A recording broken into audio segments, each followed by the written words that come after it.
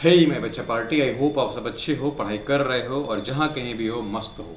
चलिए, तो अब तक की बात हमने की है पार्ट 1 और पार्ट 2 में सेट्स की, और उन सेट्स के पार्ट में हमने ये जाना है कि एक्सरसाइज 1.1 के लिए क्या कॉन्सेप्ट्स थे, 1.2 के लिए क्या कॉन्सेप्ट्स थे, और उनके बेसिस पर हमने पूरे के पूरे क्वेश्चंस लगा डाले, है ना हम ग्रेट। यस, आइए अब हम चलते हैं पार्ट 3 की तरफ। पार्ट 3 का मतलब हम एक्सरसाइज 1.3 से पहले के कॉन्सेप्ट जानेंगे, अच्छे से उनको समझेंगे, then we shall go to questions of exercise 1.3, and I am sure once you can understand the concepts, you will easily solve all those questions with me.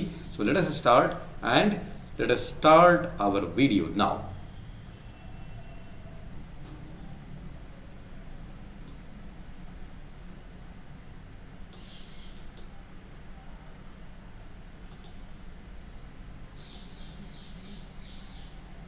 ये क्या, आप तो पढ़ाने से पहले ही क्वेश्चन पूछने लगे, ऐसा कह रहे हैं ना आप। चलिए, ये जो बहुत ज़रूरी है आपके लिए, और इसका सलूशन भी आपको देना होगा। आइए इसका सलूशन करते हैं। क्वेश्चन क्या कहता है? क्वेश्चन कहता है R5 then one set having element 0 and this 5 are same. Question is this, R5 are same, तो आप क्या कहेंगे? क्या कहेंगे आप? चलिए देख लेते हैं। आइए, फाइव मीन्स क्या होता है बताइए। लास्ट वीडियो में आपने देखा था, five means null set. Null set का मतलब नो एलिमेंट, एक ऐसा सेट, कल की मेरी पहली डेफिनेशन ही थी नल सेट।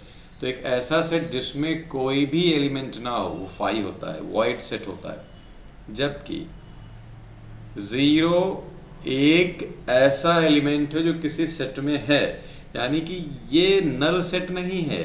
ये क्या है? ये सिंगलटन सेट है। ये है सिंगलटन सेट, यानी कि एक ऐसा सेट है जिसका ज़ीरो एक एलिमेंट, यानी अगर मैं ये कहूँ कि P is equal to zero, so P is equal to zero means zero belongs to P। It means P is not null set, P is not void set. चलिए आगे की बात करते हैं। हमने लिखा है फाइव और इधर लिखा हुआ है M। तो M भी एक सिंगलटन सेट है जिसका एलिमेंट खुद एक नल सेट है। तो हम लिखेंगे this is a singleton set. और कल मैंने इन सब की डेफिनेशन आपको बताई है अच्छे से। अगर आपको नहीं कंफर्म है तो आप कल का वीडियो जरूर देख लीजिएगा, लास्ट वीडियो पार्ट 2, उसमें सब कुछ अच्छे से एक्सप्लेन्ड है।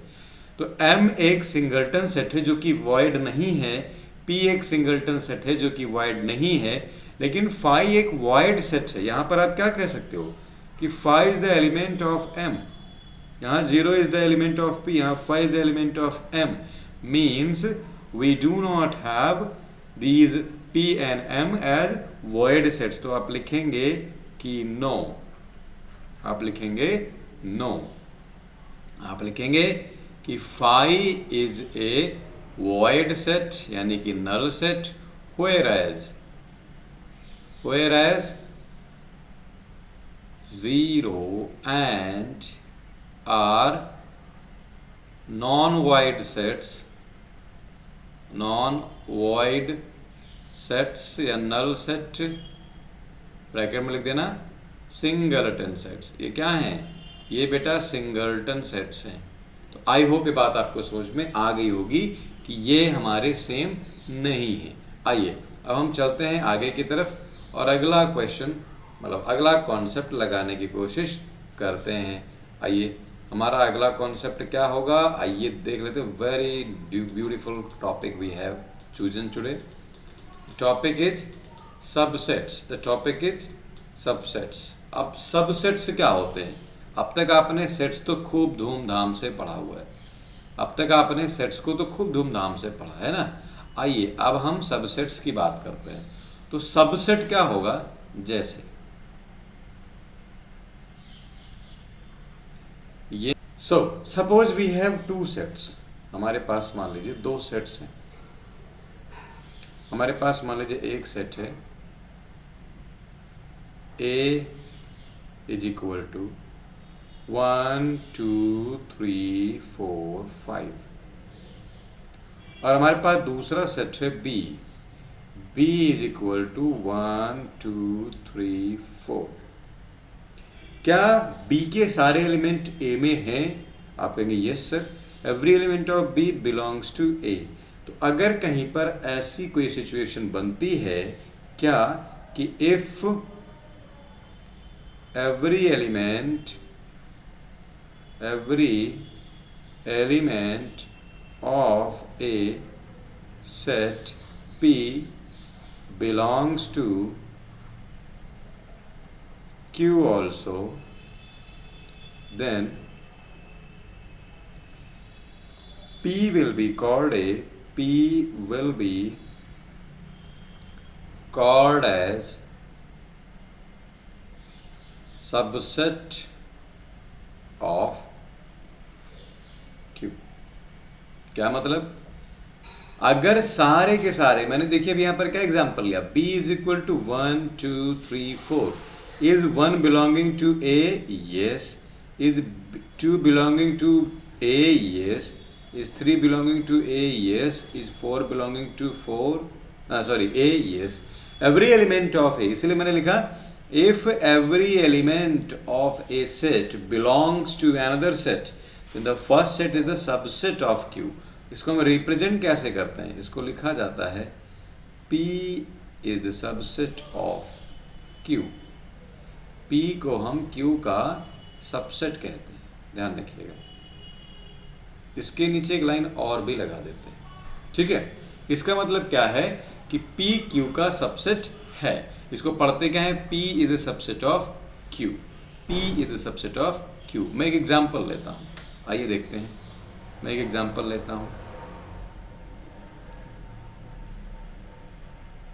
मान लीजिए m is equal to A B C D E F, ऐसे करते करते हमारे पास Z तक सारे के सारे लेटर्स हैं, और n इज इक्वल टू मैंने ले लिया A E I O and U, इन सारे वॉवेल्स का कलेक्शन कर लिया मैंने।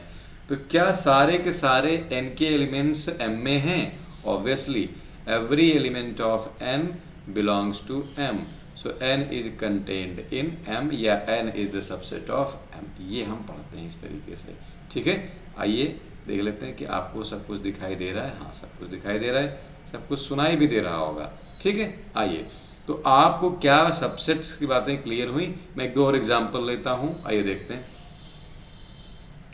देखते हैं हम आगे की बात। देखें हमारी नेक्स्ट स्लाइड कहाँ गई।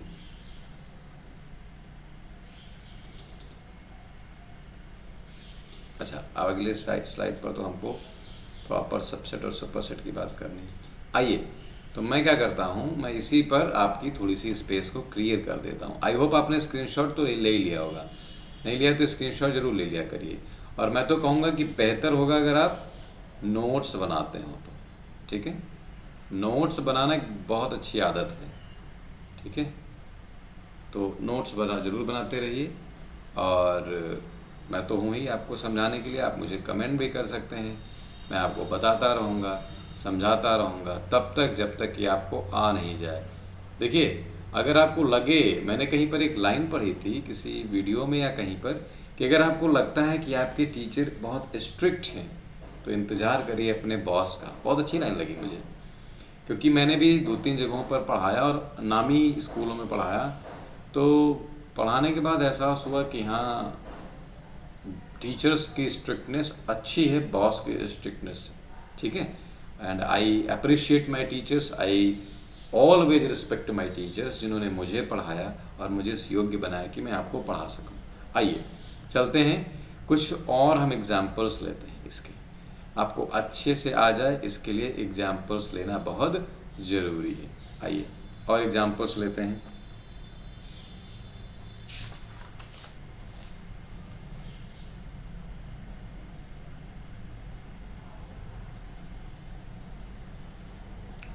देखिए, आपने पढ़ा हुआ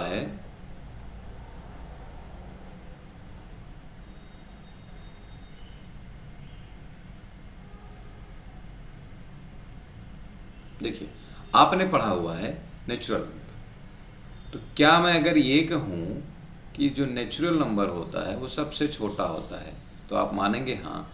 अगर उसे में आप जीरो इंक्लूड कर देते हैं तो हो जाता है होल नंबर, और अगर उसी होल नंबर में आप नेगेटिव नंबर भी ले लेते हैं तो हो जाता है इंटीजर, और इसे इंटीजर के साथ अगर आप रेशनल नंबर ले लेते हैं, मतलब रेशियो ले लेते हैं, तो हो जाता है रेशनल नंबर।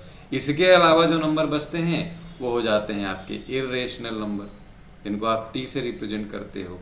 और ये सारे के सारे, मतलब ये कलेक्शन और ये कलेक्शन, ये ध्यान रखिएगा कि ये यहाँ पर कोई भी इर्रेशनल नहीं है। इर्रेशनल का मतलब आप समझते हैं, √2 टाइप के होते हैं, √5 टाइप के होते हैं, मतलब नॉन टर्मिनेटिंग और नॉन रिपीटिंग टाइप के जो जिद्दी नंबर होते हैं उन्हीं को हम कहते हैं इर्रेशनल। तो इन दोनों को जो हम मिला लेते हैं तो इन दोनों का जो कलेक्शन बनता है वो कहलाता है रियल नंबर। क्या कहलाता है? Real number. ठीक है, तो रियल का मतलब N means natural number, whole number, integers, rationals as well as irrationals, सारे के सारे रियल नंबर में आते हैं। तो हम ये कह सकते हैं कि natural number is the subset of whole number, whole number is the subset of integers. ठीक है, तो नेचुरल नंबर जो है वो रियल नंबर का सबसेट होगा, बिल्कुल होगा। इसी तरीके से इर्रेशनल्स सारे के सारे रियल नंबर फॉर्म करते हैं, तो इर्रेशनल्स भी रियल नंबर का सबसेट होगा। और एक चीज़ ध्यान रखिएगा कि नेचुरल नंबर कभी भी इसका सबसेट नहीं होगा, ये कभी भी सत्य नहीं होगा, ये जरूर आप ध्यान रखिएगा। क्या? नेचुरल नंबर कभी भी इर्रेशनल का सबसेट नहीं होता। तो ये हम इसको ऐसे लिखें या हम इसको ऐसे लिख सकते हैं कि n is not a subset of t, इस तरीके से हम लिखते हैं। ठीक है, ये बात आप ध्यान रखिएगा। तो चलिए, इसकी बात आपको समझ में आई होगी। थोड़ी सी बात आपसे और करता हूँ मैं, क्योंकि बिना तो बात किए आपसे मन नहीं मानेगा मेरा। हम आपको लास्ट वीडियो में बता चुके हैं कि इक्वलिटी ऑफ टू सेट्स क्या होती है। कार्डिनैलिटी आपने पढ़ी है अच्छे से, मैंने कल के वीडियो में आपको कार्डिनैलिटी एक्सप्लेन की थी। ठीक है, आइए कार्डिनैलिटी पर बेस्ड हम कुछ और बातें कर लेते हैं। कार्डिनैलिटी पर बेस्ड हम कुछ और बातें कर लेते हैं, आइए देखते हैं। देखिए, टू सेट्स हैं हमारे पास, कोई एक सेट है मान लीजिए ए, और ए है हमारे पास 1 2 3 4 5।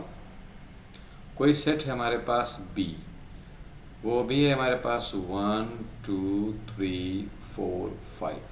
तो क्या ए बी का सबसेट है? ऑब्वियसली है। क्या बी ए का सबसेट है? ऑब्वियसली है। अगर ये दोनों कंडीशन एक साथ सेटिस्फाई हो जाएं, if both conditions are satisfied together, तो इसका मतलब ये होता है कि ए जो है वो बी के बराबर होगा। ये ध्यान रखिएगा।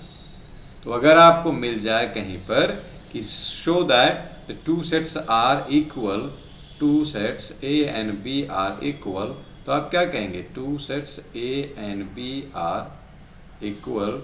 तो ये तभी पॉसिबल है जब ए आपका सबसेट हो बी का, as well as B subset हो ए का। जब ये दोनों कंडीशन सेटिस्फाई हो जाएंगी तो आप कह देंगे कि सेट्स ए और बी क्या हैं? इक्वल हैं। अब इसको लिखने का नोटेशन क्या होता है ये जान लीजिए। नोटेशन ये होता है, मैं दूसरे इंक से लिख देता हूं। नोटेशन ये होता है A is equal to B, और डबल साइडेड एरो बनाएंगे और फिर लिखेंगे A is contained in B and, अच्छा इज कंटेन्ड इन कहूँ या इज द सबसेट ऑफ कहूँ, बात एक ही है। ये कंडीशन अगर कहीं पर सेटिस्फाई हो रही है तो आप ध्यान रखिएगा कि ये हमारी इक्वलिटी की बात करता है। अच्छा, यहीं से एक बात और भी जान लीजिए। इसको पढ़ेंगे कैसे पहले ये तो जान लीजिए। आप लिखेंगे ए सेट ए, ऐसे लिखेंगे आप सेट ए। आप लिखेंगे set A is equal to set B, और इसको पढ़ेंगे if I double F, if, और इसका फुल फॉर्म होता है इफ एंड ओनली इफ। ठीक है, जो कंप्यूटर पढ़ोगे वो जानते होंगे इसको। if and only if A is the subset of B and B is the subset of A. Correct. आइए आगे की बात करते हैं।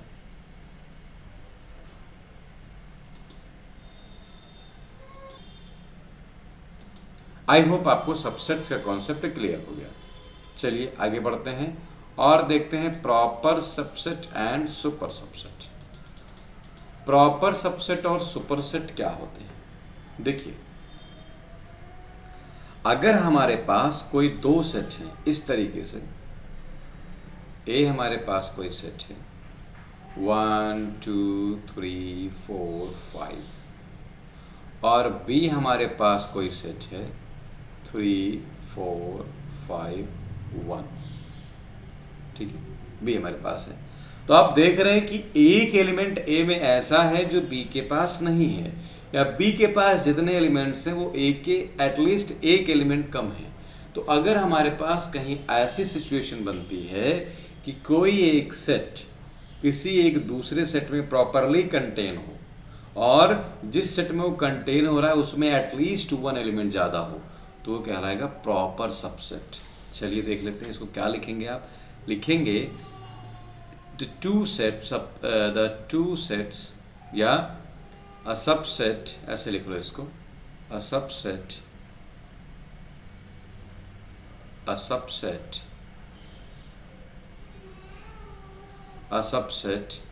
B of a set A is said to be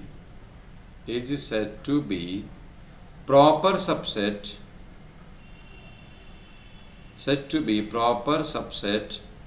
if there exists at least one element in A which does not exist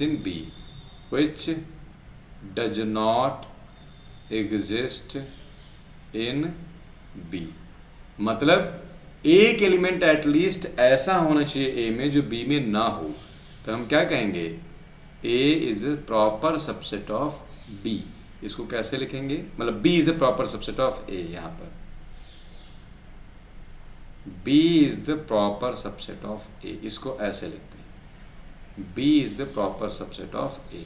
देखिए, अगर यहाँ पर नीचे एक और लाइन लग जाए तो वो सबसेट होता है, लेकिन अगर यहाँ पर एक लाइन नहीं है तो ये कहलाता है प्रॉपर सबसेट। ये ध्यान रखिएगा।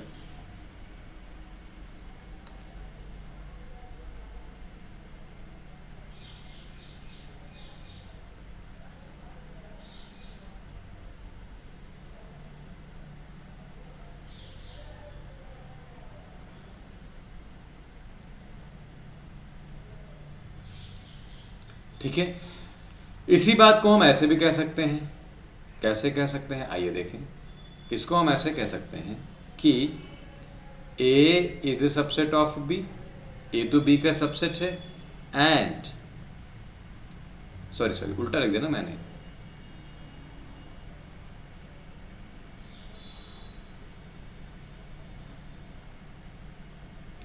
इसी बात को हम और तरीके से भी लिख सकते हैं। कैसे? देखिए, हमने लिखा B is the subset of A।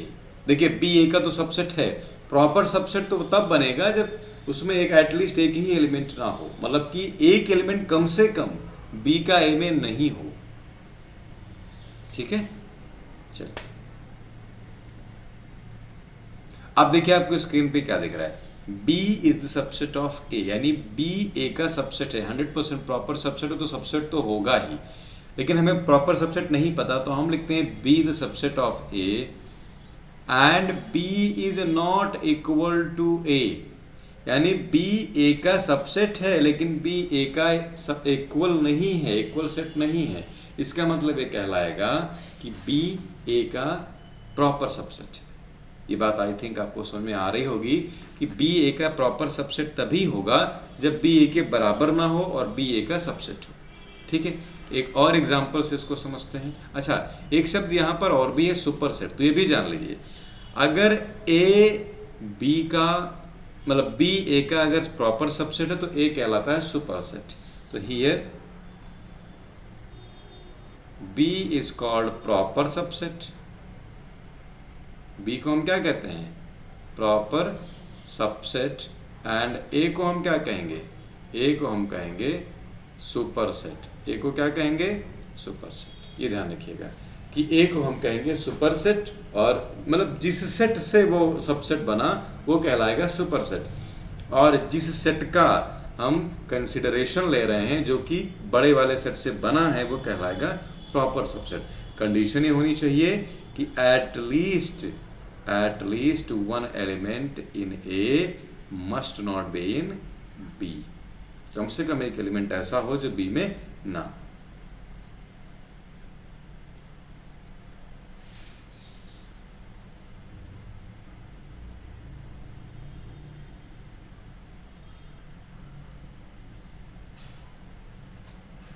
ठीक है, आइए अब आपको कुछ इंपॉर्टेंट पॉइंट बता देता हूं जो कि आपको एनसीईआरटी में नहीं मिलेगा, वो भी आप जान लीजिए। देखिए कुछ इंपॉर्टेंट पॉइंट्स ये हैं।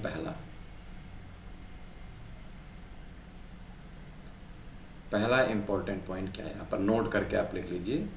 नोट पहला देखिए,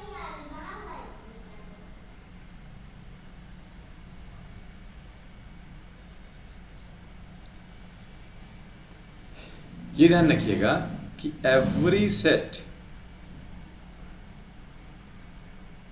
is the subset of itself. हर सेट खुद का सबसेट होता है, ये ध्यान रखिएगा। दूसरा, phi is the subset of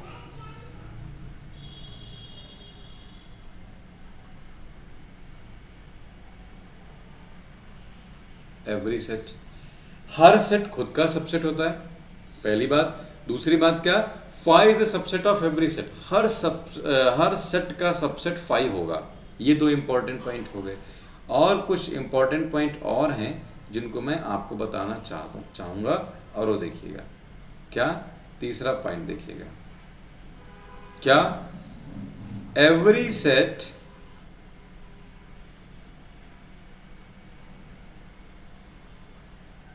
या ए सेट, एवरी की बजाय हम लिख देते हैं a set. A set is not the proper subset of itself. यही पहली और तीसरी लाइन में अंतर है।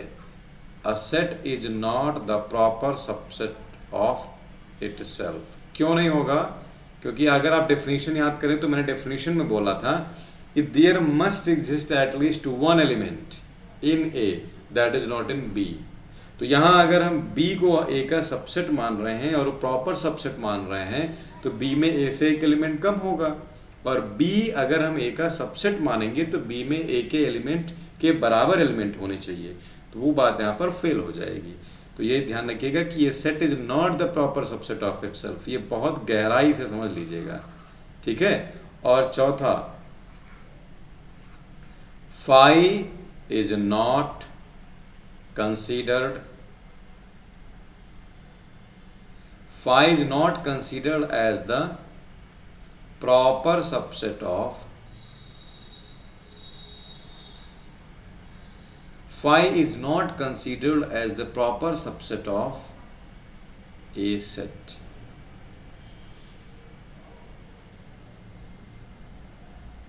अंडरस्टूड?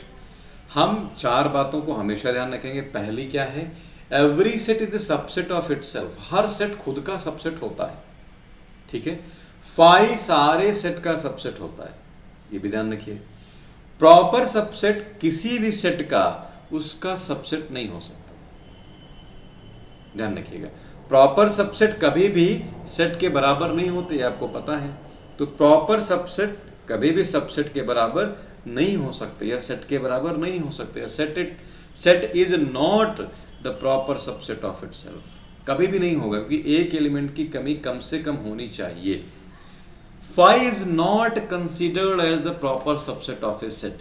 फाई कभी भी किसी भी सेट का सबसेट नहीं लिया जाता। कौन सा? Proper subset. तो phi is not considered as the proper subset, ये आप ध्यान रखिएगा। आई होप यहाँ तक आपको क्लियर हो गया होगा। चलते हैं आगे की तरफ और आगे की बात करते हैं। आइए, अगला टॉपिक जो हमने देखना है वो है आइए इंपॉर्टेंट पॉइंट। देखिए, हाँ मैंने इनको लिख रखा था पहले भी, लेकिन आपको बताना उचित समझूंगा मैं। Phi is the subset of every set and phi is not the proper subset of any set. Phi किसी भी सेट का सबसेट कैसे हुआ, इसका डिस्कशन यहाँ करते हैं। देखिए, फिर से मैं सबसेट, देखिए मेरा वीडियो थोड़ा सा लंबा होता है, जान करके मैं लंबा करता हूँ ताकि आपको कॉन्सेप्ट बहुत गहराई से समझा पाऊँ और आप समझ जाएं। नहीं तो फिर वही क्या होगा कि आप किसी चैनल पर जाओगे या किसी कोचिंग में जाओगे, उनके महंगे महंगे कोर्स खरीद लोगे और यही सब बातें फिर वो आपको फैला करके बताएंगे। तो उन चीज़ों को अगर आप यहीं पर थोड़ा समय दे करके सीख लेते हैं तो आप समय और पैसा दोनों बचा सकते हैं। इसलिए मैं बताता हूँ आपको।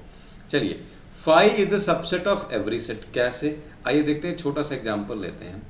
मान लीजिए ए बराबर हमने ले लिया 1 2 3। अब देखिए, मैंने लिखा b इज इक्वल टू 1। क्या 1 a और b दोनों में है? तो b the subset of a। मैंने लिखा 1, 2। क्या 1 और 2 दोनों a में है? हाँ है। मैंने इसको लिख लिया मान लीजिए c बराबर, ऐसे मैंने लिख लिया d बराबर 5। कोई नल सेट है, d कोई नल सेट है। अब देखिए 1 2 3 तीन एलिमेंट से एक है और d में कोई एलिमेंट नहीं है। तो जब d में कोई एलिमेंट नहीं है तो हम d को एसोसिएट कर सकते हैं a के साथ। क्यों? क्योंकि d में कोई ऐसा एलिमेंट है ही नहीं जो हमें a के किसी भी एलिमेंट से कॉन्ट्रडिक्शन करे। यानी कि अगर मान लीजिए d में या फाई में नल सेट में ऐसा कोई एलिमेंट आ जाए जो 1 2 3 के अलावा हो तो प्रॉब्लम करेगा, लेकिन वो है ही नहीं। वो क्योंकि फाई कहता ही है कि भाई मेरे पास कोई एलिमेंट नहीं है। ठीक है, फाई ही कहता है कि मेरे पास कोई एलिमेंट नहीं है। तो फाई के पास कोई एलिमेंट नहीं है तो we can associate it with every set, क्योंकि इसके पास कोई एलिमेंट नहीं है। जैसे लॉर्ड कृष्णा सबके दोस्त होते थे, हर कोई उनको पुकारता था। मैं राक्षसों की बात नहीं कर रहा हूँ, मैं सद्बुद्धि लोगों की बात कर रहा हूँ, छोड़ो इसको। जैसे आप मान लीजिए कोई टीचर है, अब टीचर क्लासरूम में पढ़ा रहा है, जैसे मैं आपको पढ़ा रहा हूँ। अब मेरे सामने कौन है, मुझको कौन देख रहा है, मैं नहीं जानता।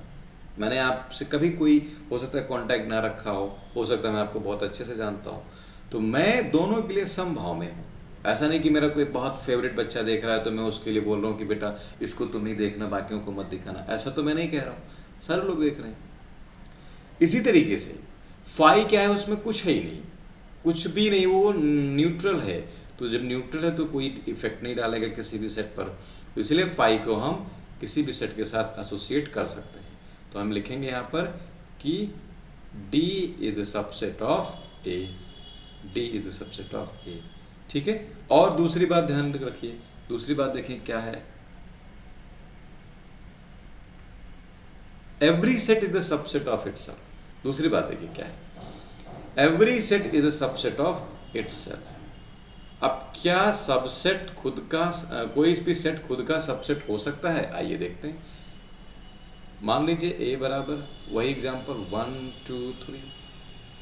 अब देखिए 1 2 3 को अलग अलग लेकर के आप सबसेट्स बना सकते हो और 1 2 3 को एक साथ लेकर के भी आप एक सेट बना सकते हो। तो मान लीजिए हमने B एक ऐसा एलिमेंट लिया जिसमें 1 2 3 तीनों एलिमेंट ले लिया हमने, तो 1 2 3 इसमें भी, 1 2 3 इसमें भी, और B A का सबसेट है क्योंकि इसी के तो एलिमेंट से बनाया गया है, ये बाहर से तो एलिमेंट आए नहीं। तो सारे के सारे एलिमेंट्स A को हमने इसमें डाल दिए, तो इसी को हम A के बराबर कह सकते हैं। अगर आपको याद हो, मैंने थोड़ी देर पहले आपको बताया था कि हमें अगर A इक्वल टू B लिखना है तो ये तभी पॉसिबल होगा जब A हमारा B का सबसेट हो और B हमारा A का सबसेट हो। ठीक है, तो ये हम यहाँ पर कह सकते हैं कि कोई भी सेट खुद का सबसेट 100% होगा ही होगा, लेकिन सबसेट प्रॉपर सबसेट नहीं होगा। ये ध्यान रखिएगा कि सारे के सारे जो सेट हैं वो अपने सबसेट रखते हैं, लेकिन कोई प्रॉपर सबसेट सेट के बराबर हो जाए ये पॉसिबल नहीं है, ये ध्यान रखिएगा। तो ये दो बातें आपको ध्यान में रखनी चाहिए। चलिए अगले कॉन्सेप्ट की तरफ पढ़ते हैं, और अगला कॉन्सेप्ट क्या कहता है आइए देख लेते हैं। अगला कॉन्सेप्ट आता है पावर सेट। क्या आता है? Power set. आइए देख लेते हैं पावर सेट को हम क्या कहते हैं। पावर सेट को हिंदी में कहते हैं घात समुच्चय। इसको हिंदी में कहते हैं घात समुच्चय। अब तक हम लोगों ने सबसेट, प्रॉपर सबसेट की बात कर ली है अच्छे से, सुपरसेट और प्रॉपर सबसेट्स की बात कर ली है। आइए देखते हैं। मान लीजिए हमारे पास कोई सेट है पी ने लेकर के हम ए ले लेते हैं। ए हमने ले लिया, ए इज इक्वल टू 1 2 3 4 ऐसे ले लिए मैंने 4 सेट। अब जरा मैं इसके सारे सबसेट लिखने की कोशिश करूं, क्या फाई इसका एक सबसेट होगा? अरे अभी तो बताया कि फाई सबका सबसेट होता है। अच्छा वो खुद का भी सबसेट होता है, तो मैं उसको लास्ट में लिखूंगा। चलिए आप मेरी हेल्प करिए इसके सबसेट्स लिखने में। 1 2 3 4 5। कहीं 5 तो है ही नहीं, तो मैं क्यों लिख रहा हूँ? देखिए 4 ही तक तो रहेगा। चलिए 4 के बाद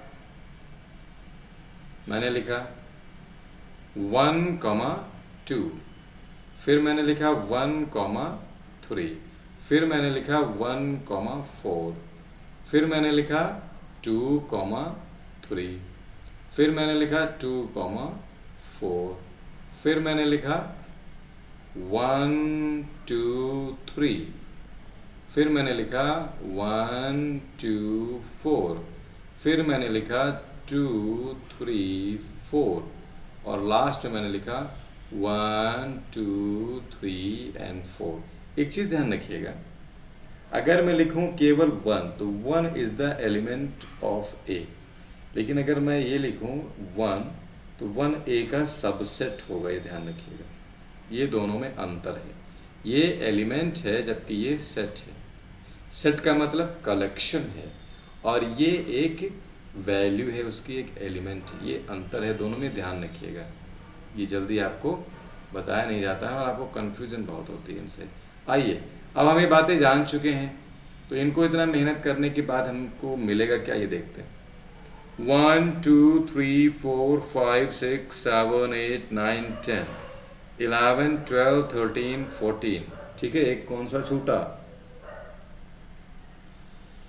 1 2 3 4 1 2 1 3 1 4 2 3 2 4। हाँ 3 4 तो हम लोगों ने लिखा ही नहीं जी। एक आएगा हमारा 3 और 4, फिर एक आएगा हमारा 1 3 4, वो जो नहीं लिखा हमने, देखो 1 3 4।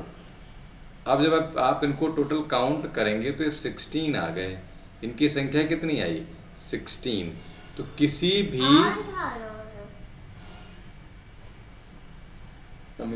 अभी भी घर चलेंगे, अभी खा लेंगे। इनका जरा छिल दो। तुम यार लड़की हो कि क्या? तुम्हारे कारण हम बर्तन नहीं धो पा रहे। अब टोटल कितने सबसेट्स हैं इस सेट के? जब आप इनको काउंट करेंगे या इनकी संख्या लिखेंगे या इनको बताने की कोशिश करेंगे तो आप इनके पावर सेट को बता रहे हैं। तो power set of A set, power set of A set is the number of total subsets a set can have। अब आपके मन में एक सवाल आएगा कि सर जब भी हमको किसी सेट की वैल्यू दी हो तो हम ऐसे कब तक बैठ के निकालेंगे? अभी देखिए 2 हमसे छूट गए। ऐसे आपसे भी गलतियां हो सकती हैं, और मान लीजिए ऑप्शन 14 दिया हो तो आप टिक कर दोगे, या आप 14 निकालोगे और गलत हो जाएगा। तो इसका क्या कोई फॉर्मूला है? तो जी हाँ, इसका एक फॉर्मूला है, वो हम ध्यान रखते हैं। लेकिन उससे पहले मैं आपसे पूछता हूँ कि कार्डिनैलिटी क्या होती है?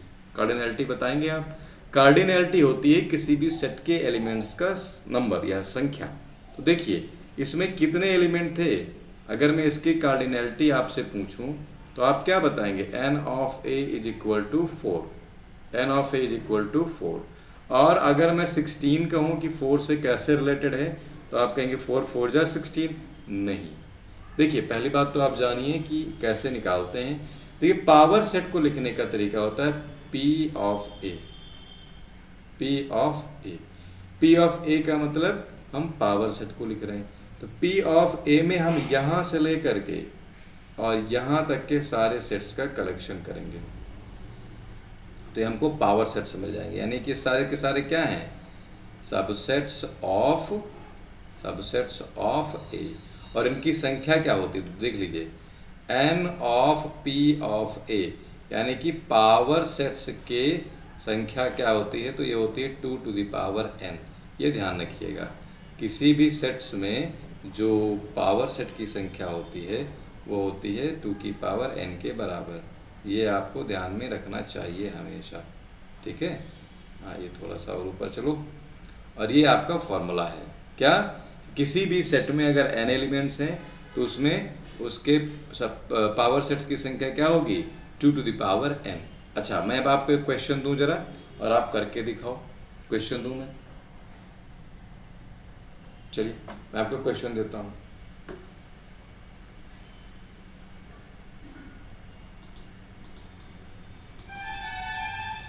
देखिए मैं आपको क्वेश्चन देता हूं, क्वेश्चन करिएगा। क्वेश्चन ये कहता है कि P ने ले लो, M ले लो, M इज इक्वल टू मैंने लिखा AEI। अब मुझे बताओ इसके पावर सेट्स कितने होंगे? N of P of M बताओ मुझे, इसके पावर सेट्स की संख्या बताओ जल्दी से। बता सकते हो? 2 की पावर 3, 2 टू जा 4 4, मतलब 2 जा 4 4 टू जा 8 हो जाएंगे। तो जितने भी एलिमेंट्स हो उन सबको 2 की पावर पे आप चढ़ा दें और वही आपको आंसर मिल जाएगा। और यही हमारी नेक्स्ट स्लाइड में लिखा भी हुआ है। आइए देखते हैं। Number of power sets of A set with n elements. देखिए किसी भी ये जो होता है इसका आंसर लिखेंगे आप 2 टू द पावर n। मैंने अभी एक्सप्लेन किया है।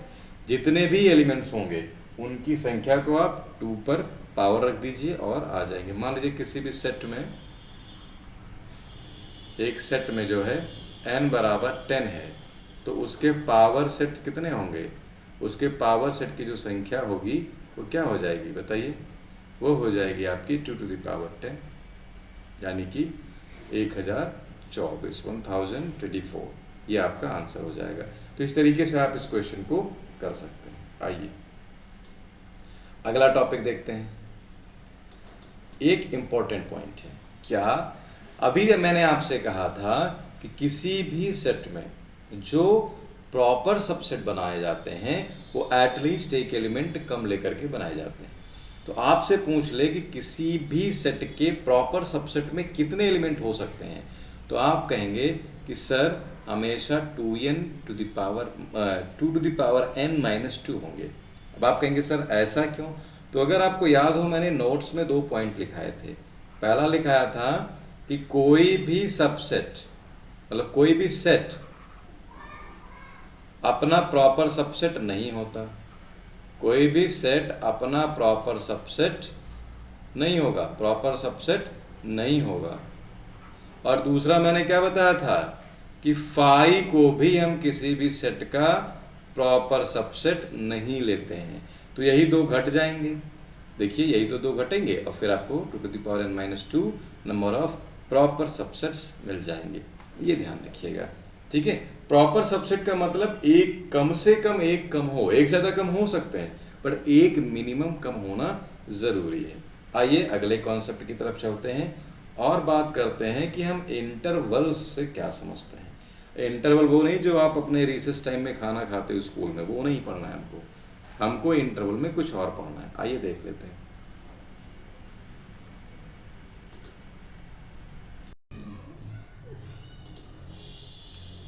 अब देखिए, अब बात करने वाले हैं हम इंटरवल्स की। अब इंटरवल जैसा कि मैंने आपसे कहा कि इंटरवल मतलब वो नहीं जो आप रिसेस टाइम में इंजॉय करते हो। एक है ओपन इंटरवल और एक है क्लोज इंटरवल। इंटरवल का क्या मतलब होता है? इंटरवल का मतलब दो के बीच का कुछ पार्ट है ना, जैसे कोई दो फिक्स चीज़ें हैं उनके बीच का पार्ट हो गया इंटरवल। तो ऐसे ही हम क्या करते हैं, हम कोई दो रियल नंबर ले लेते हैं। Let us take any two real numbers, consider two real numbers a and b. Then the combination of या these numbers ऐसे लिख सकते हो, that then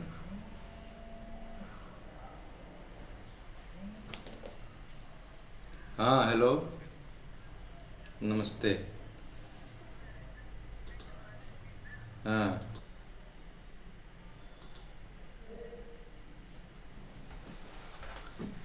आइए कुछ इस तरीके से इसको समझते हैं।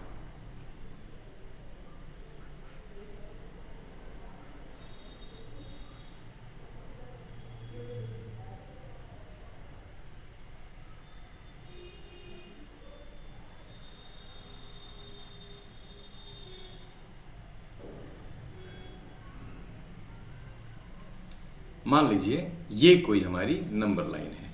अब इस नंबर लाइन पर हमने कोई दो पॉइंट लिए हुए हैं।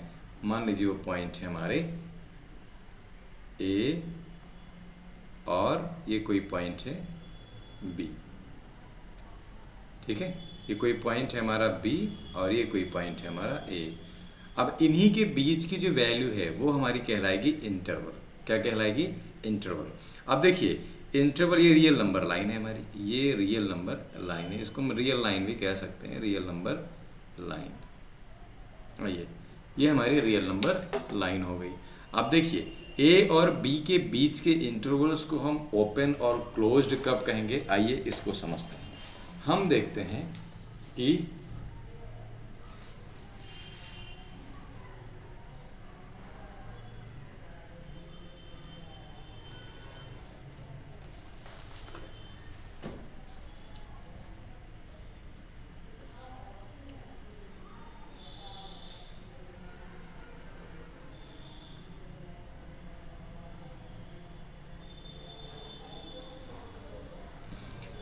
ये समझते हैं कि रियल नंबर लाइन पर इन नंबर लाइन को यूज़ करते हुए हम ए और बी को कैसे ओपन और क्लोज इंटरवल के रूप में दिखा सकते हैं। देखिए आपको पता है कि जब आप राइट साइड की तरफ चल रहे होते हैं तो आप एक्सटेंडिंग नंबर की तरफ जा रहे होते हैं, नहीं बढ़ रहे होते हैं नंबर। तो देखिए आप यहाँ पर लेंगे ए इज लेस देन बी, तो आपके पास कोई एक ऐसा सेट आ जाए, सेट ऐसा हो जाए जिसमें आपके एक्स हों सच that x is less then b और x is greater then a।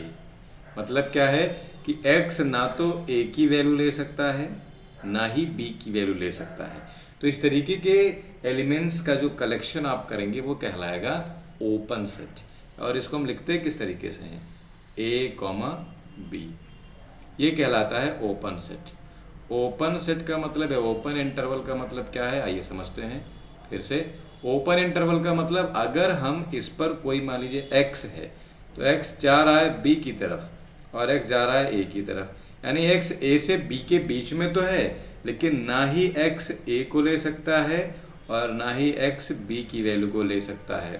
तो ऐसे इंटरवल को हम कहेंगे ओपन इंटरवल। मान लीजिए उदाहरण के लिए, मान लीजिए मेरे पास एक कोई ऐसा इंटरवल है, देख लीजिए, मान लीजिए ये कोई नंबर लाइन है हमारे पास और इस नंबर लाइन पर एक तरफ है 4 और एक तरफ है 10। तो हम, और अगर मान लीजिए केवल और केवल इस पर नेचुरल नंबर्स दिखाए जाएं, क्या दिखाए जाएं, केवल और केवल नेचुरल नंबर दिखाए जाएं, तो 4 के बाद क्या आने वाला है, 4 के बाद आपको 5 मिलेगा, यहाँ पर 5 मिलेगा, 6 मिलेगा, 7 मिलेगा, 8 मिलेगा और 9 मिलेगा। तो अगर हम एक ऐसा सेट लें जिस सेट में मान लीजिए कोई सेट है हमारे पास इस तरीके से जिसमें केवल 5, 6, 7, 8 और 9 हो, जिसमें ना ही 4 हो और ना ही 10 हो, तो इस तरीके के सेट को कहते हैं या इस तरीके के इंटरवल को कहेंगे ओपन इंटरवल।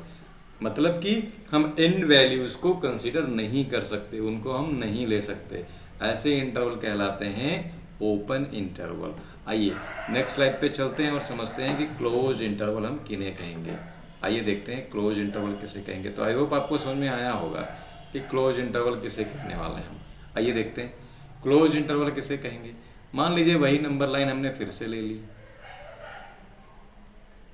यही हमने नंबर लाइन फिर से ले ली, यहाँ पर A है और यहाँ पर B है। अब अभी हम क्या करने वाले हैं, अभी हम कोई एक ऐसा सेट ले लें, कोई एक ऐसा सेट ले लें जिसमें हमारा x इस तरीके से हो, x such that x is less than और equal to b and greater than और equal to a, means x can take the value of a as well as the value of b। तो इन दोनों को या ऐसे interval को हम कहेंगे क्लोज्ड इंटरवल। ऐसे इंटरवल को हम क्या कहेंगे, क्लोज्ड इंटरवल, यानी ऐसा इंटरवल जिसमें एंड वैल्यूज को भी कंसीडर किया जाए। ठीक है, अब आइए देखते हैं इनको रिप्रेजेंट कैसे करेंगे। ऐसी वैल्यूज को हम रिप्रेजेंट करते हैं ओपन ये स्क्वायर ब्रैकेट में और उसको बोलते हैं small bracket. Open interval small bracket से दिखाते हैं, क्लोज इंटरवल कैपिटल ब्रैकेट से यानी कि स्क्वायर ब्रैकेट से दिखाते हैं, लार्ज ब्रैकेट जिसको बोलते हैं आप। अच्छा, मान लीजिए कि ये हमारे पास नंबर लाइन है और इस पर आपको ओपन इंटरवल दिखाना है। आपके पास इंटरवल है 4,9, तो आप यहाँ पर दिखाएंगे ओपन इंटरवल, यानी कि आपको एक सर्कल बनाना है जो कि डार्केंड ना हो, जो कि मतलब ऐसे आपको इस तरीके का सर्कल बनाना है जो कि डार्केंड ना हो, ये ध्यान रखिएगा आप। ये ओपन सर्किल जो दिखाई दे रहा है इसका मतलब है कि हमने कौन सा इंटरवल लिया है, ओपन इंटरवल लिया है।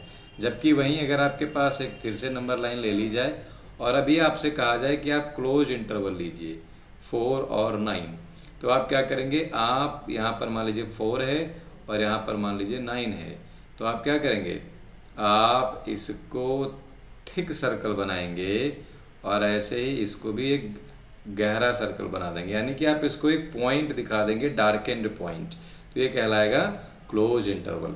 ये हमारा ओपन इंटरवल और ये हमारा क्लोज इंटरवल, ये ध्यान रखिएगा। तो open interval means an interval in which the end values can not be considered, whereas a close interval the end values can be considered. ये आपको ध्यान में रखना पड़ेगा ओपन इंटरवल पढ़ने के लिए। चलिए आगे की बात करते हैं।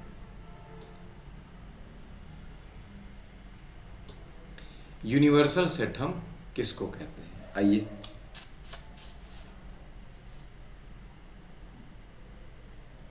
एक चीज और,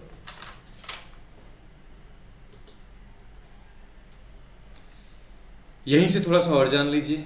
ओपन इंटरवल क्लोज इंटरवल के साथ साथ सेमी ओपन और सेमी क्लोज भी होते हैं, इनको हम कैसे समझेंगे, आइए देख लेते हैं। सेमी ओपन और सेमी क्लोज इंटरवल किसे कहेंगे आप, देखिए अगर आपके पास कुछ इस तरीके से इंटरवल दिए हों कि वो एक साइड से ओपन हो और एक साइड से क्लोज हो, जैसे मान लीजिए आपके पास एक ऐसा सेट है जिसमें x इस तरीके से है कि x b की वैल्यू तो नहीं ले सकता लेकिन a के बराबर हो सकता है। तो जब a की यानी कि लेफ्ट से हम वैल्यू ले सकते हैं और राइट में वैल्यू नहीं ले सकते, तो ऐसे इंटरवल कहलाते हैं सेमी ओपन या सार्वत्रिक समुच्चय। ठीक है, समष्टि या सार्वत्रिक समुच्चय। अब इसका क्या मतलब होता है, आइए हम जानने की कोशिश करें। देखिए मान लीजिए हमारे पास इंग्लिश अल्फ़ाबेट के सेट लेटर्स का समुच्चय है। मान लीजिए हमारे पास एक सेट है Q is equal to ABCD, इस तरीके से, इसको Q ना लेकर के A ले लें तो ज़्यादा बेहतर रहेगा। ठीक है, इसको हम A ले लेते हैं और ये हमारा UVWXYZ, ये Z तक है। क्या हो रहा है भाई, ठीक है, तो ये हमारा Z तक है, ऐसे इस तरीके से Z तक है। तो A से Z तक हमने कोई सेट ले लिया। और इसका हमने एक सबसेट ले लिया है A B C D E, पहले 5 लेटर्स का एक सेट ले लिया है सी बराबर ई जे ओ टी वाई, ये 5 के मल्टीपल के प्लेस पर जो प्रेजेंट है उनका सेट ले लिया है। इसी तरीके से हम कई सारे सेट ले सकते हैं। आप डी ले सकते हैं, कोई भी सेट मान लीजिए आपने ले लिया ए ई आई ओ यू, इस तरीके से आपने कोई सेट ले लिया। तो कहने का मतलब यह है कि यूनिवर्सल सेट वो सेट होता है जो किसी भी कॉन्टेक्स्ट में या किसी भी पर्टिकुलर टॉपिक के बारे में जिस पर हम बात करें उसके लिए उसमें सारे के सारे एलिमेंट कंटेन होने चाहिए। जैसे मैं यहाँ पर बात करूँ तो यहाँ पर बी ए का क्या है, सबसेट है, डी ए का क्या है, सबसेट है, सी ए का सबसेट है।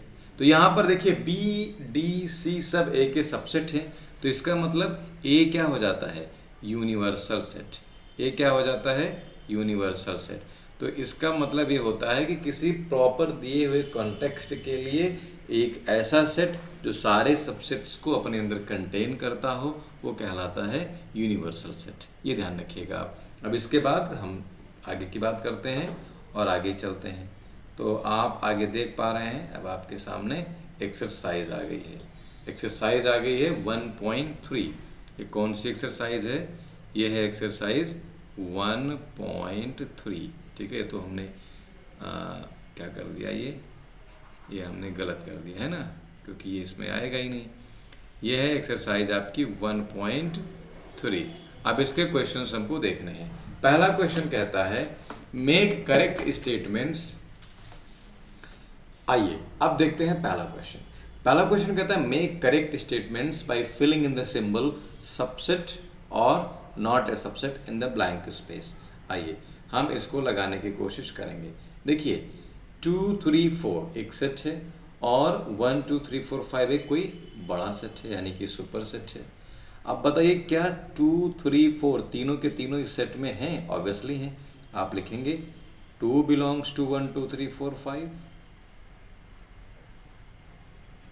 इसी तरीके से 3 ऑल्सो बिलोंग्स टू 1 2 3 4 5।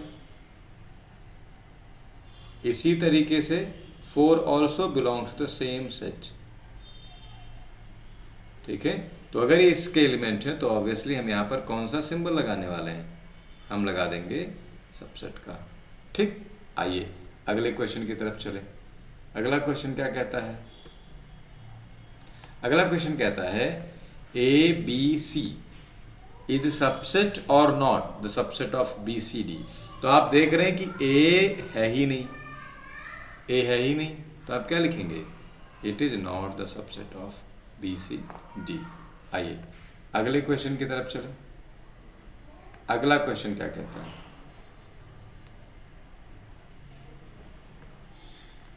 कहते हैं x such that x is a student of class 11 of your school is the subset of x such that student of your school। अब देखिए जो आपके स्कूल में पढ़ रहा है वो आपकी क्लास में हो कोई ज़रूरी नहीं, लेकिन जो आपकी क्लास में है वो आपके स्कूल में 100% है। मान लीजिए आपके स्कूल का नाम है ABC और ABC में कोई बच्चा पढ़ रहा है राम, तो राम तो इसका एक एलिमेंट हो जाएगा। और राम किसी पर्टिकुलर क्लास में होगा तो राम उस क्लास का स्टूडेंट होगा ना, तो राम उस क्लास का बच्चा होगा। लेकिन राम है तो स्कूल में ही अल्टीमेटली, तो हम ये कहेंगे कि ये इसका एक सबसेट होगा ऑब्वियसली, क्योंकि class is the subset of the school. तो हम लिखेंगे x such that x is student of class 11th of your school is the subset of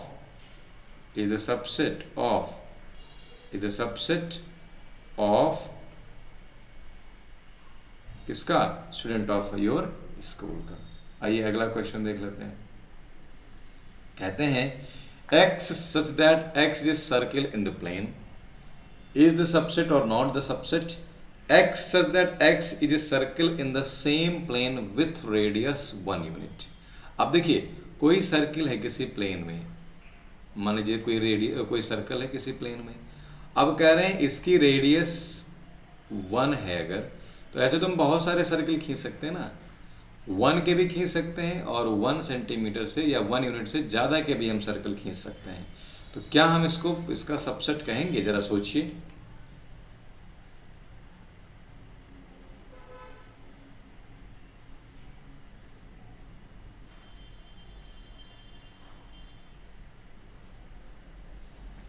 नहीं कहेंगे भाई, क्योंकि आपने 1 यूनिट फिक्स कर दिया। अब 1 यूनिट तो कोई एक सर्कल हो जाएगा, लेकिन ये तो बहुत बड़ी संख्या है। ग्रेटर सेट तो यही हमारा बन रहा है ना, तो ये कभी भी इसका सबसेट नहीं हो पाएगा, ये ध्यान रखिएगा। आइए अगली बात करते हैं। अगला कहते हैं X such that X is a triangle in a plane. कोई ट्राइंगल है एक्स किसी प्लेन में, ठीक है, मान लिया। और X is a rectangle in the plane. तो ये तो दोनों ही अलग शेप हो गए ना, ये दोनों ही अलग शेप हो गए, तो ये तो कभी भी इसका सबसेट नहीं हो पाएगा भाई। ट्राइंगल रेक्टेंगल में क्या रिलेशन? कोई रिलेशन नहीं। अगला question, X such that X is an equilateral triangle in a plane is the subset और not subset X such that X is triangle in the same plane. आप कह रहे हैं एक्स कोई इक्विलेटरल ट्राइंगल है किसी प्लेन में और एक्स कोई ट्राइंगल है सेम प्लेन में। तो देखिए कोई भी ट्राइंगल अगर हो तो हो सकता है कि उसका कोई एक ट्राइंगल इक्विलेटरल हो जाए, तो ये सबसेट हो जाएगा, ये सबसेट हो जाएगा, ये ध्यान रखिएगा।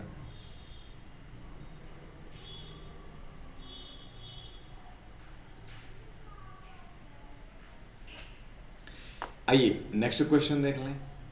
नेक्स्ट क्वेश्चन कहता है x such that X is N even natural number and x is N integer. अब देखिए इवन नेचुरल नंबर की बात कर रहा है, यानी ये 2, 4, 6, 8 रहने वाले हैं यहाँ, और x इज एन इंटीजर। तो इंटीजर अभी थोड़ी देर पहले मैंने आपको बताया था कि इंटीजर जो होता है नेचुरल नंबर उसका सबसेट बनता है, तो यहाँ पर ऑब्वियसली इसका सबसेट रहेगा, ये हमेशा ध्यान रखिएगा, क्योंकि इवन हो चाहे ऑड वो उसी में कंटेन करने वाले हैं। आइए क्वेश्चन नंबर 2 देखते हैं। Examine whether the following statement और ट्रू और फॉल्स। बताइए a, b the subset of B C A. Obviously ये ट्रू होगा। क्यों होगा?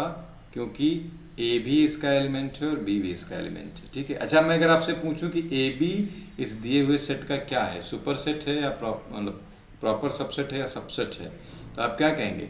आप कहेंगे इट इज, बोलिए, इट इज प्रॉपर सबसेट, ठीक। आइए क्वेश्चन नंबर 2 देखते हैं। A E is a subset of x such that x is a vowel in the English alphabet। आप कहेंगे yes, true, आप कहेंगे true। आइए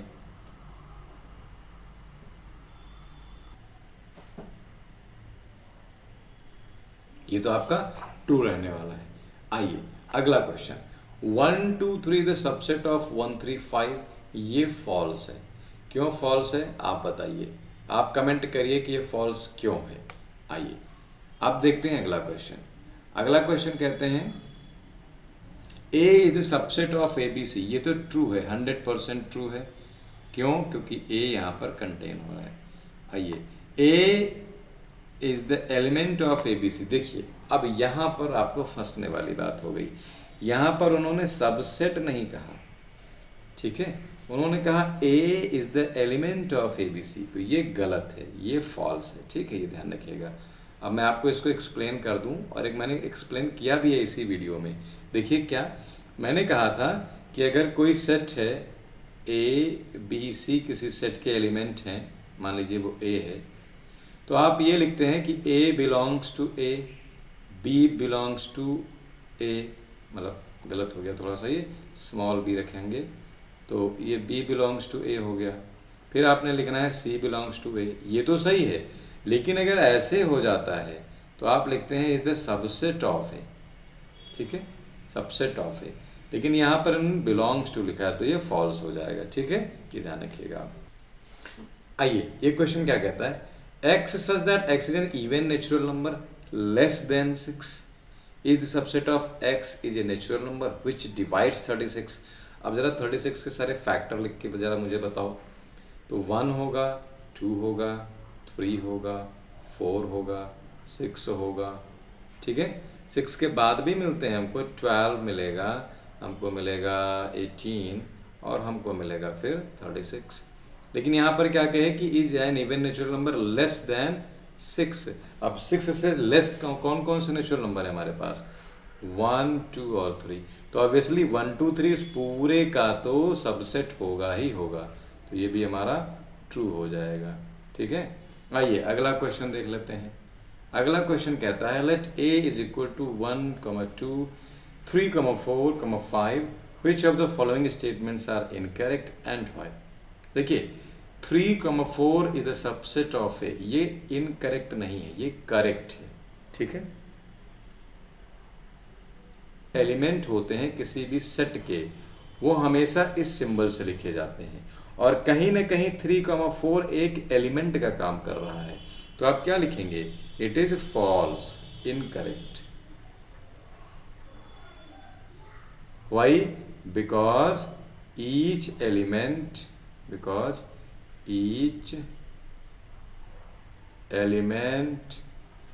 of A set is written with this symbol, correct? ये तो गलत हो जाएगा। दूसरा देख लेते हैं क्या कह रहे हैं। दूसरे में कहते हैं आपसे कि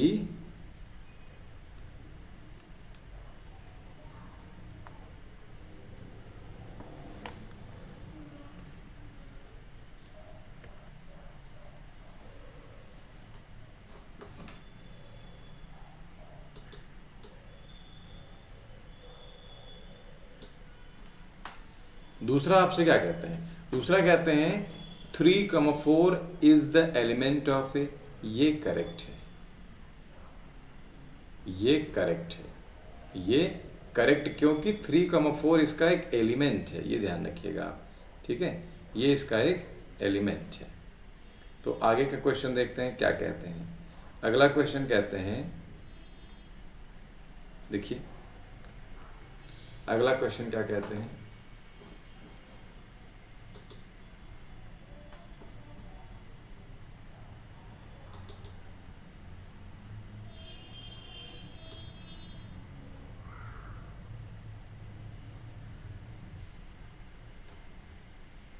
अगला क्वेश्चन कहते हैं 1 is the subset, 1 is the element of A, 1 belongs to A. तो ये भी आपका ट्रू है, ये भी आपका करेक्ट है। क्यों? क्योंकि वही रीजन है कि ये एलिमेंट है, तो एलिमेंट तो इसी तरीके से दिखाया जाएगा। आइए अगला क्वेश्चन देख लेते हैं। पांचवा पार्ट क्या कहते हैं, पांचवें पार्ट में क्या कहते हैं, आइए। पांचवें में कहते हैं 1 इज द सबसेट ऑफ ए। आपका क्या कहना है, ट्रू है कि फॉल्स है? ये इनकरेक्ट है, ये गलत है, ये गलत है, क्योंकि कोई भी एलिमेंट अपने सेट का सबसेट नहीं होता। सबसेट जो होते हैं वो सेट्स होते हैं, क्योंकि सेट्स जो होते हैं उन्हीं तो सबसेट बनता है, तो इसलिए ये गलत हो जाएगा। ये ध्यान रखिएगा आप, ठीक है, ये ध्यान रखिएगा। चलिए आगे बढ़ते हैं और अगले क्वेश्चन की बात करते हैं। अगला क्वेश्चन ये रहा आपकी स्क्रीन पर, 1 to 5 is the subset of A. 1 to 5 आपने लिया और इनका सेट बना दिया। देखिए जब ये ऐसे ब्रेसेस यूज किए जाते हैं ना, ये वाले, तो ये गारंटी लेते हैं कि ये एक सेट है, और सबसेट भी तो कहीं ना कहीं एक सेट ही होता है। तो 1, 2 और 5 ये तीनों ही ए के एलिमेंट हैं, मतलब कि ये सबसेट है, तो ये करेक्ट है, ट्रू है। ये ध्यान रखिएगा कि ये एक ट्रू स्टेटमेंट है। क्यों? क्योंकि 1, 2 और 5 एक सेट बना रहे हैं, और सेट किसी भी सबसेट का सबसेट होता है, ये ध्यान रखिएगा। 1, 2, 5 element of A, no, false. Reason वही, क्योंकि ये सेट बना चुके हैं, और सेट एलिमेंट नहीं होता, एलिमेंट सेट नहीं होता या सबसेट नहीं होता, और सबसेट कभी भी एलिमेंट नहीं होता है, ध्यान रखिएगा। 1, 2, 3 ये गलत हो गया, ये ध्यान रखिएगा, ये गलत है। कैसे गलत है ये देख लेते हैं। देखिए ए में जो आपके एलिमेंट्स हैं वो हैं 1, 2, सबसेट है एक 3, 4 और 5। अब देखिए कह रहे हैं कि 1, 2, 3, तो 3 जो है वो किसको बिलोंग कर रहा है? 3,4 को and 3 does not belong to A, क्या 3 ए को बिलोंग कर रहा है? नहीं कर रहा है भाई। जब 3,4 को बिलोंग करता है और ए को बिलोंग नहीं करता है तो ये तो ट्रू हो ही नहीं सकता। तो ये क्या है? ये इनकरेक्ट है। ये आप ध्यान रखिएगा कि ये इनकरेक्ट है, ये ध्यान रखिएगा आप। चलिए अगला क्वेश्चन देख लेते हैं। अगला क्वेश्चन क्या कहता है आपसे? कहता है let A is equal to 1 2 3,4 which of the following. अच्छा यहाँ भी भाई 5 is the subset of A, ये तो 100% ट्रू है भाई, क्योंकि 5 किसी भी सेट का सबसेट होता है। ये मैंने आपको बहुत पहले ही बता दिया था इस वीडियो की शुरुआत में ही। सॉरी ये फॉल्स है, ये फॉल्स है।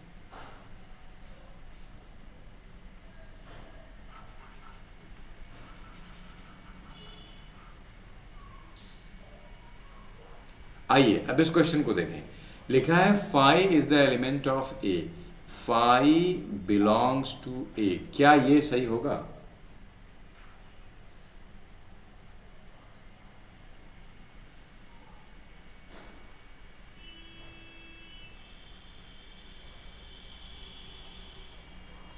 अब देखिए मैंने आपको बताया था कि 5 ए का सबसेट हो सकता है, लेकिन 5 इसका एलिमेंट नहीं होगा, क्योंकि अगर इस स्टेटमेंट को ट्रू करना है तो आपको ए के साथ 1 2 3 4 5 और इसके साथ 5 भी लिखना पड़ेगा, जो कि हमको नहीं दिया है। इसलिए स्टेटमेंट क्या है? ये फॉल्स है, इनकरेक्ट है, ये ध्यान रखिएगा। जबकि ये ट्रू है। क्यों? क्योंकि मैंने आपको बताया था कि 5 is the subset of every set. 5 किसी भी सेट का सबसेट बन जाता है, क्योंकि ये निल है। तो इसलिए ध्यान रखिएगा कि ये स्टेटमेंट फॉल्स है। चलिए आगे बढ़ लेते हैं।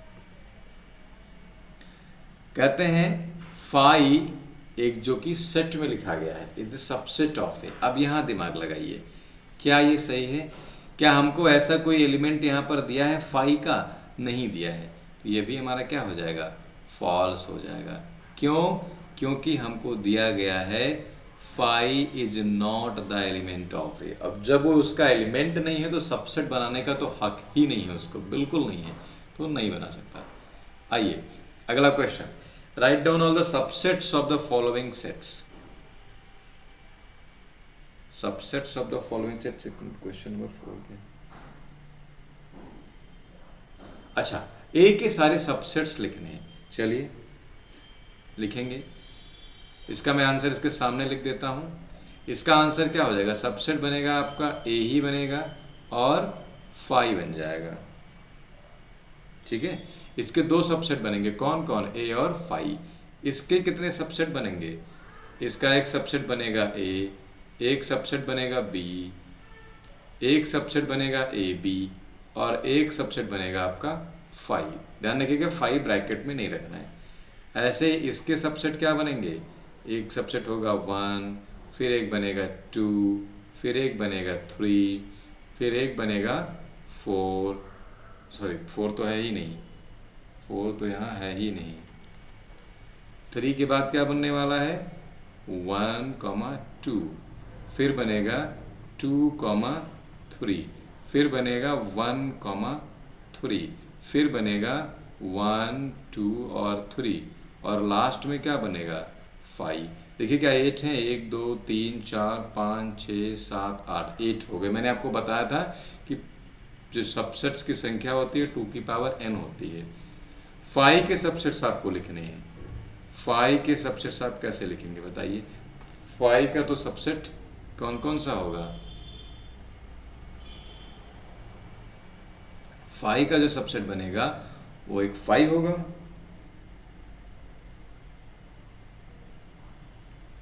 5 का सबसेट क्या होगा भाई? एक ही बनेगा इसके पास 5। तो ये हमारा हो गया। आइए अगला देख लेते हैं जल्दी से। How many elements has P A if A is equal to 5। तो आप लिखते हैं सिंस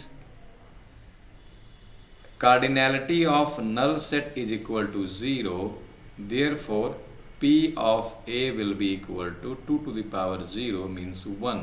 यानी कि इसके पास एक ही पावर सेट रहने वाला है, ध्यान रखिएगा। अगला question, write the following as intervals. इसको कैसे लिखते हैं आइए देख लेते हैं जल्दी से। देखिए हमने इसको लिखा x such that x is this x belongs to r और x 6 से छोटा है, तो इसको आप कैसे लिखोगे? देखिए ये आप अटेन नहीं कर सकते, तो ये सेमी ओपन इंटरवल है और ये कहाँ तक जाएगा 6 तक, तो इधर आपको बंद रखना है क्योंकि यहाँ पर आप अटेन कर सकते हो क्योंकि ये लेस देन और इक्वल टू का साइन है। अगला क्वेश्चन देख लेते हैं। कहते हैं ये दोनों साइड से ओपन होगा क्योंकि ये x जो है कोई भी वैल्यू अटेन नहीं कर रहा है, ये इसका आंसर हो जाएगा। अगला क्वेश्चन है, इसको आप देख रहे हैं तो ये हो जाएगा आपका 0 और ये हो जाएगा 7 क्योंकि 7 अटेन नहीं कर सकता। अगला देख लेते हैं।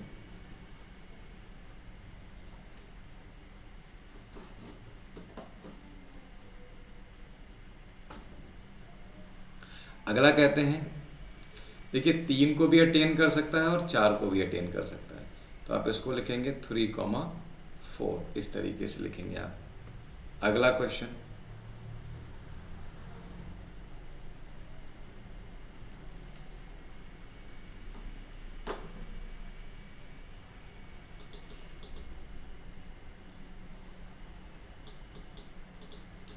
सेट बिल्डर फॉर्म में लिखना है। इसको वेरी सिंपल आप कैसे लिख पाएंगे? देखिए x such that x belongs to integer दिखाई दे रहा है तो आप इंटीजर लिख सकते हैं, z आप रियल नंबर भी लिख सकते हैं और क्या कहना है आपको, x is less than 0 and greater than -3। क्यों? क्योंकि ये दोनों ही ओपन, ये इंटरवल है, ओपन इंटरवल है। इसको आप क्या लिखेंगे, x such that x belongs to natural number दिख रहा है तो आप नेचुरल नंबर लिख दीजिए। क्या x लेस देन और equal to 12 and greater than और इक्वल टू 6। आप इसको रियल नंबर भी लिख सकते हैं यहाँ पर।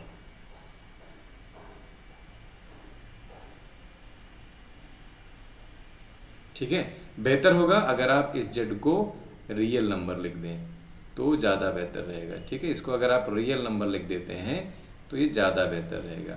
चलिए अगला क्वेश्चन देखते हैं। 6,12 इसको आप क्या लिखेंगे, x such that x belongs to real number. बेहतर होगा रियल नंबर लिखिए क्योंकि सबसे बड़ा रियल नंबर ये है। और x इज लेस देन और equal to 12 but greater than 6। क्यों? क्योंकि ये सेमी क्लोज्ड है। आइए, सेमी ओपन है या सेमी क्लोज दोनों बात एक ही है। आइए इसमें देख लेते हैं। इसमें लिखेंगे आप x such that x belongs to real number r, x belongs to real number r, comma x is greater than और equal to -23 but less than 5। क्यों? क्योंकि ये सेमी ओपन है, ये क्लोज है ना यहाँ इधर से आगे से। आइए कहते हैं what universal set should you propose for each of the following the set of right triangles.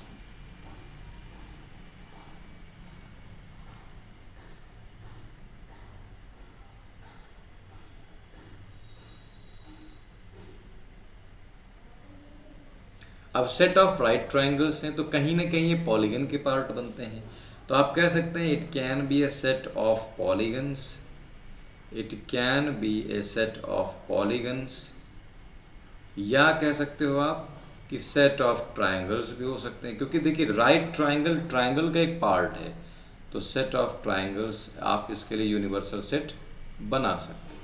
अगला कहते हैं सेट ऑफ आइसोसेलेस ट्राइंगल्स, तो इसके लिए भी आप यही कर सकते हो कि सेट ऑफ ट्राइंगल्स या सेट ऑफ, यही सेम आंसर आप यहाँ भी लिख सकते हो। ठीक, आइए आगे देख लेते हैं।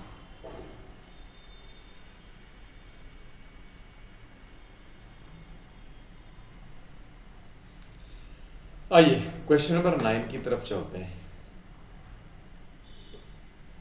और ये हमारा लास्ट क्वेश्चन होगा, इसके बाद ये एक्सरसाइज खत्म हो जाएगी। कहते हैं given the set C equal to 135 B equal to 246 और आपको दिया हुआ है C is equal to 0 2 4 6 8 which of the following may be considered as universal sets for all 3 sets A B and C। देखिए ये आप नहीं ले सकते क्योंकि इसमें आपके पास 8 नहीं है, यहाँ पर 8 है नहीं आपके पास, इसलिए इसको आप नहीं लेंगे। आइए हाँ, इसको आप क्या कर सकते हैं, देखिए ध्यान से, देखिए आप इसको यूनिवर्सल सेट किसके लिए ले सकते हैं, it can be universal set for A, ये यूनिवर्सल सेट हो सकता है बी के लिए, but it can not be the universal set for C, not for C, ये ध्यान रखिएगा, ये सी के लिए यूनिवर्सल सेट नहीं बनेगा, ये हमें ध्यान रखना है इसका। अगला है फाई, तो phi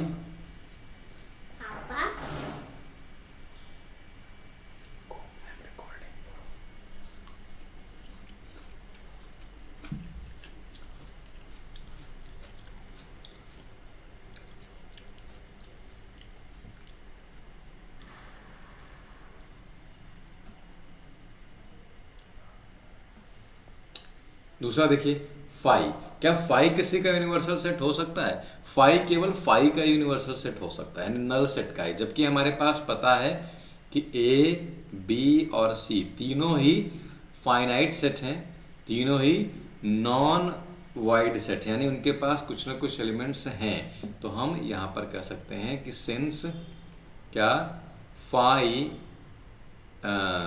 A is not the subset of phi, ना ऐसे लिखोगे आप, since A is not the subset of phi, B is not the subset of phi, C is not the subset of phi, तो how it is possible, तो ये भी नहीं हो सकता।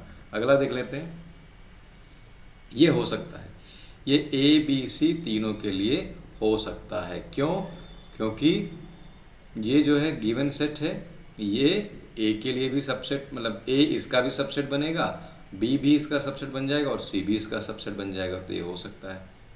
यहाँ देखिए इसमें जीरो नहीं है, तो इसमें जीरो नहीं है, तो जीरो हमारे पास कौन से क्वेश्चन के लिए था, देखिए जीरो किस में है आपके पास, आइए देख लेते हैं किस सेट में आपके पास जीरो है,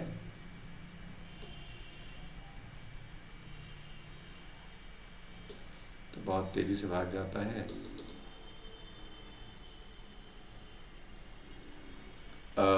आपके पास कौन कौन से क्वेश्चन में जीरो थे, देखिए सी में आपको जीरो चाहिए, और लास्ट में जो क्वेश्चन है, लास्ट में जो हमें आंसर दिया गया है उसमें जीरो नहीं है, उसमें ज़ीरो नहीं है, तो इसलिए बी के लिए हमारा यूनिवर्सल सेट नहीं हो सकता, ठीक है, ये हमारा बी के लिए नहीं हो सकता, ये हमारे बी के लिए नहीं हो सकता, लेकिन ये ए और सी के लिए हो सकता है, ठीक है, तो ये आप लिखिएगा, और इस तरीके से एक्सरसाइज होती है ख़त्म। अब अगली एक्सरसाइज में, यानी अगली एक्सरसाइज को लगाने के लिए हम फिर से हाजिर होंगे। टिल देन आप पढ़ते रहिए, आगे बढ़ते रहिए, आपको जो कोई सवाल पूछना हो आप मुझसे पूछ सकते हैं, और आप सभी को मेरी तरफ से थैंक्स मेरा वीडियो देखने के लिए। आपके जो भी सुझाव हैं आप ज़रूर लिखिए मुझको, और थैंक्स मैं कहाँ से देता हूँ आपको पता है, दिल से। चलिए मिलते हैं अगले वीडियो में, till then take care, thank you so much.